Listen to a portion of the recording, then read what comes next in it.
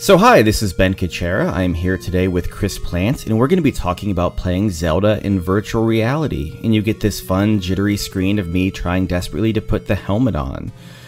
Chris, how much virtual reality stuff have you seen? I mean, I've seen the Jamiroquai music video, Living in Virtual Insanity. It's very close. Yeah, that's pretty much where it starts and stops. So this is cool. They put you in like a little launching program where you're in this like construct and you see the story, it does the controls, and then there's the title screen. I'm going to start with a game I've already begun, and it's cool. Like, this is a way to play Zelda in first person with kind of the vertical world built up a little bit, so you can't always see everything, which is a really big change from how you see it looking down in 2D.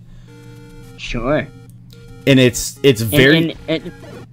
It's not loading the world like in the old Zelda game. I was expecting that maybe once you crossed a certain threshold, it would stop and make you load the next portion of the map. No, everything is linked together like it's one continuous world. So you walk from room to room, but as you can see, it might be subtle, but as you're playing, you're very aware that like shots don't go through that barrier.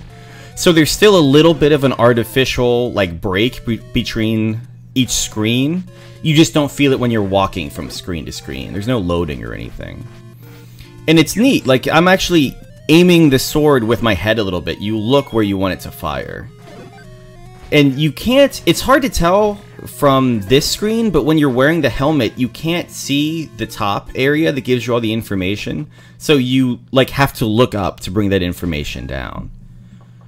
Oh, do you see so how right now you're kind of looking up. Right, and you can see how it kind of, the interface moves down to meet your eye. It's a weird, like, Link heads-up display. But check this out. So, in the game, in the original, you would look down and see where all the enemies are. Turning all the sprites into these vertical 3D objects, I have no idea where these enemies are. So we're playing like cat and mouse through this maze, and I have really incomplete information about where people are. Is it still enjoyable? It's scary. Like, it's very strange to see this like 5-foot-tall sprite who's like hunting you. And every now and again you'll see like one of their little pixelated arrows like fly past you, and you have to dodge it. That's something maybe you can speak to, because watching this, I have a feeling for our viewers and myself, it's a lot to take in. Like, you have the two eye holes. Obviously, they haven't figured out the best way to present VR yet. But then you don't really get the experience of being in the scene. Like, you know, like you describe this as feeling like you had a 5-foot-tall or a 6-foot-tall monster, right, towering over you, and that certainly doesn't translate. I'm curious, like, Is that going to be a problem for VR, not being able to really, you know, explain what that feel is? You don't get a sense. So we're in a dungeon in the game now, and when I'm wearing the helmet and playing this, it completely wraps around my field of vision, right? So when I look up and I look around, I feel completely closed in. When I look behind me, I see a monster who's like trying to kill me.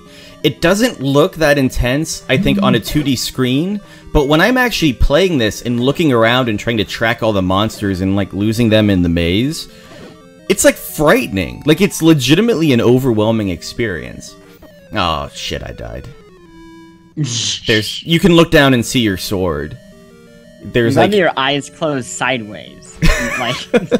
It turns out like a snake or something? Link has the eyes of a goat. This is a little-known fact. With vertically aligned pupils. Or eyelids. I don't know how that would work. But yeah, you have to like aim down your sword and fire. And it's very strange to like... Again, in the original game, you'd be looking down to know at a glance where everything is. In first person, you can't. Like, these characters, these enemies are hiding behind things. And it can be really scary when they like warp in out of nowhere. Or like trying to attack these guys from behind because your sword clanks off their shield. Ah, shit, I died again. But yeah, it's very cool. It's very action-oriented, almost, rather than being the more methodical game the original Zelda was. And it takes it in a whole new direction, and I feel like I'm playing a whole new game. I'm excited to try it. Now I just need to get a VR headset in my life. Soon, my friend.